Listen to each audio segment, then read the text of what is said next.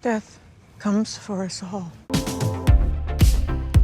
Hey, welcome back to ScreenCrush. I'm Ryan Airy, and we got a crazy theory for you. Agatha is going to die in Agatha all along. What? I'm talking about at the end of the show, she is going to die for real. And when she dies, she'll finally get her happy ending. Let me explain. But before we get started, just a reminder that we are going on an 11-city tour starting with Boston in just a month. At the show, you can ask the team questions, chat about Marvel and Star Wars, see brand new footage that we can't put on the channel. We can't wait to see you guys there. The link for tickets and details are below, or you can find them on our Discord, also linked below. Okay, so let's get into it. So in the first episode, Rio wants to kill Agatha. Maybe I can't kill you, but I can make you wish you were dead. But it's never really clear why. Well, you know, she hates her. Well, but that's the thing. She doesn't hate her. In fact, she loves her. You don't have a heart. Yes, I do. It's black and it beats for you. She even claims to miss her. I've missed you. Really, it's just Agatha who hates Rio. I hate you.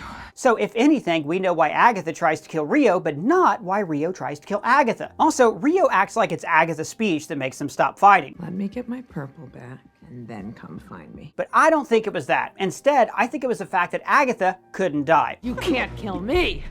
It's not allowed. If she can't actually kill her, then why keep trying? One thing that makes Agatha stand apart from most superhero stories is that the characters oftentimes have to think their way out of problems. I mean, most superhero stories end with the hero being the strongest or the bravest, but in Agatha, she has no powers, so she has to manipulate others and then learn how to problem solve to survive. And this has been really appealing to me lately because every morning I grab my cup of coffee and I learn new problem solving and math skills. Math? Oh, a person no math. Math is super hard. Oh, believe me, I know. I was a terrible math and science student when I was in school. But, as I've grown up, I feel like I missed out by not paying more attention back then. Like, math and science are hard, but if you can learn math and science, then you can learn anything, and learning is a lifelong skill. But now, I'm able to learn those skills with Brilliant. They're the sponsor of this video. Brilliant helps you to learn something new every day, like science, computer science, problem solving, or math, or programming. You'll learn to understand big things like terraforming Mars, or regular household items like how plumbing works. I wish I had these lessons when I was in school because instead of a teacher droning on and on, Brilliant builds my understanding with hands-on problem solving. And this technique is proven to work 6 times better than just watching lecture videos. Brilliant doesn't make me memorize a bunch of facts and figures. Instead, you learn these concepts through problem solving. So while you're building real knowledge on these specific topics, you're also becoming a better thinker. And I've noticed such a big difference in my life. For instance, learning concepts about data analysis has made me better at my job. They have lessons how to examine data and modeling with multiple variables, so now I'm better at reading YouTube analytics and I'm able to understand mathematical concepts that would have seemed way too intimidating for me before. And this is all done through short, easy lessons. And Brilliant has so much to offer. They even have new lessons in programming so you can learn Python and essential coding elements. So to try everything that Brilliant has to offer for free for a full 30 days, visit brilliant.org/ScreenCrush or click the link in the description. You'll also get 20% off an annual premium subscription. I highly recommend this. It is so easy and fun, and it's changed my life. Now, back to Agatha. So if Rio doesn't hate Agatha, why is she trying to kill her? Because Rio is personified death and Agatha is not supposed to be alive anymore. I mean, think about it. It would make total sense if Rio was death. First of all, in episode 5, Elias says, Death comes for us all. and then in the mid-season trailer, Rio says, In the end, all roads lead to me. and all the way back in episode 1, she says Agatha can't absorb her power because it would kill her. You know that would kill me. Agatha was able to absorb part of Wanda's powers, and she was the Scarlet Witch. I take power from the undeserving.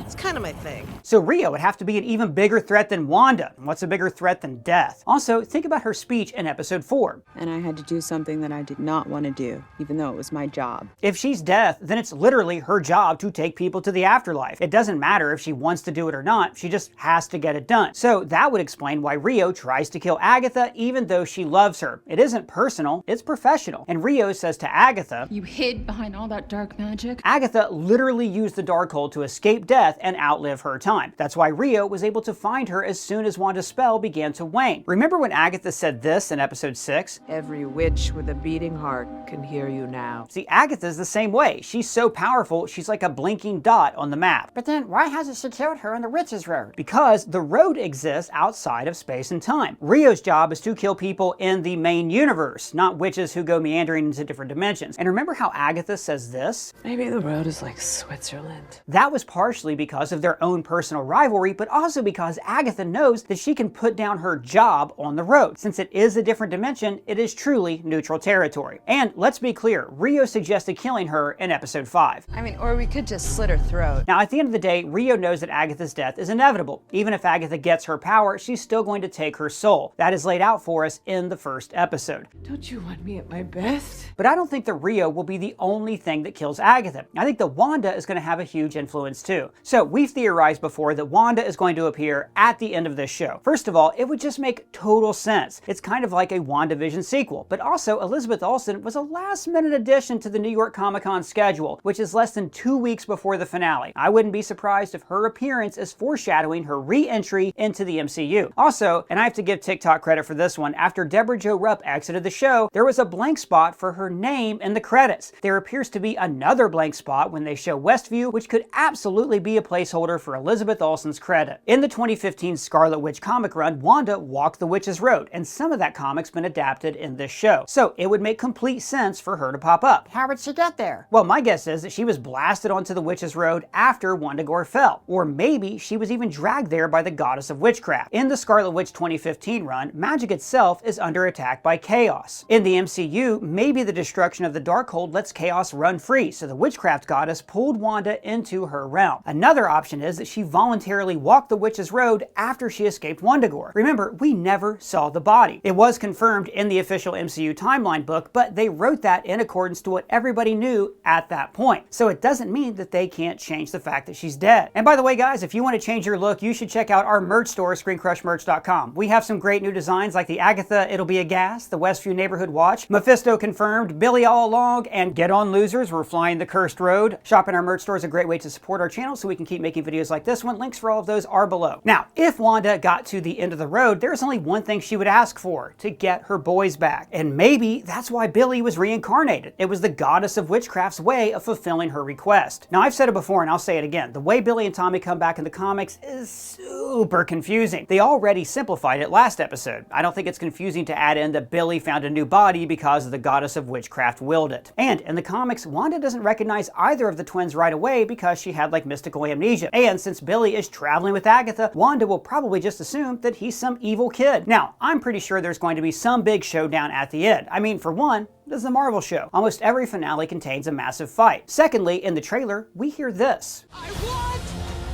my prize!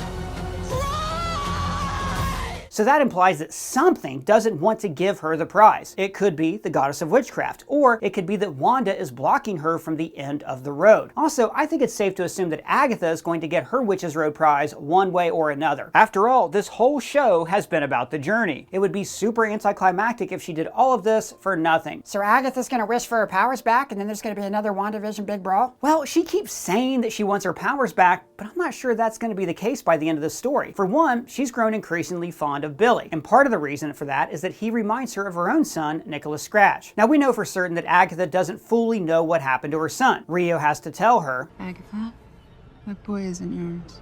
Now, part of this was because she wouldn't recognize him with the sigil. But if she even thought that Billy could be her son, that means that she doesn't know what happened to her son. If she knew for sure that he died and couldn't come back, she wouldn't even question it. Like WandaVision, this entire series is about trauma. These witches can't move forward in their life because of their own personal baggage. Jennifer is bound because of what happened to her at the Obstetrics Association. Alice couldn't move forward because of her generational curse. Now, we don't yet know what happened to Lilia, but I think it's safe to assume that something traumatic happened around the little girl that she saw in episode 3. And Agatha can't let anyone in because of the loss of her son and the trauma around her original coven. But the Witch's Road gives Agatha a chance to put her trauma down, to get closure and move forward. So when she reaches the end, she won't want her powers back. She'll want to know what happened to her son. I think it's safe to say that Nicholas Scratch isn't like dead. We hear him speak in episode 5. Now, of course, that could be the road playing tricks on Agatha, but again, she thinks there's a chance that he could be Billy, which means that she did not see him die. My guess is that she really did trade him for the Darkhold, but it was to keep him out of Death's, aka Rio's, grasp. Earlier in the season, Jennifer said, He might be an agent of Mephisto. Now that's definitely a possibility. After all, we know that Mephisto appears in Ironheart, but I think it's likely that Nicholas Scratch is the leader of New Salem. It fits with his role in the comics, and also the Salem 7 implies New Salem's existence. Plus, Alice said that she got her tattoo in Red Rocks, Colorado.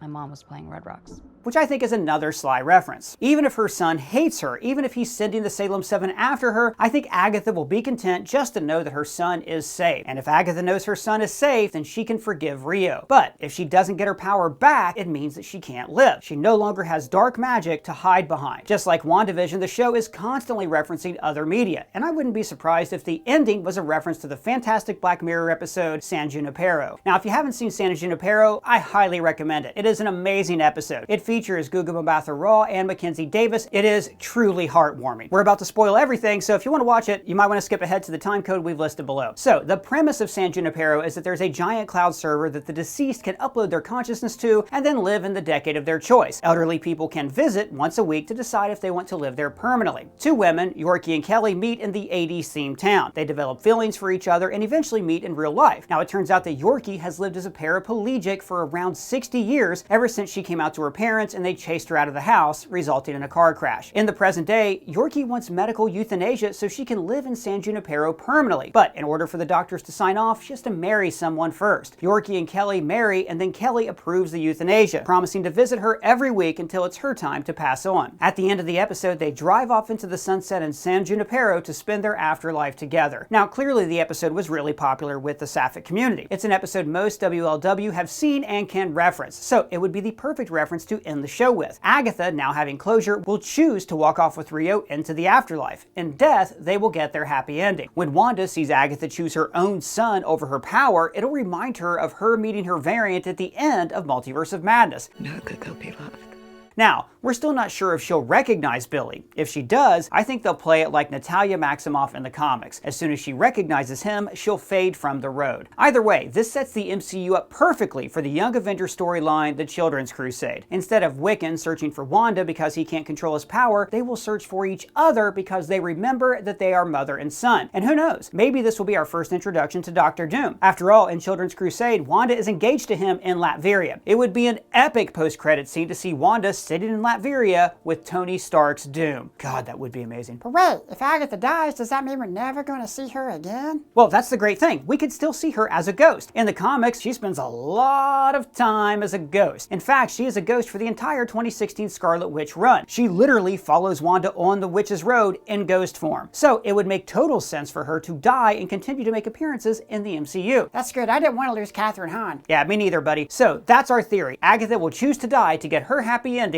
with Rio. That'll set up Billy and Wanda for the Young Avengers Children's Crusade storyline, and Agatha will stay in the MCU as a ghost. But what do you guys think? Is Agatha definitely going to die, or will she survive the Witch's Road? Big shout out to the writer of this video, Brianna McLarty. You can find her links down in the comments below. And let me know what you think down in the comments or at me on Twitter. And if it's your first time here, please subscribe and smash that bell for alerts. For ScreenCrush, I'm Ryan Airy.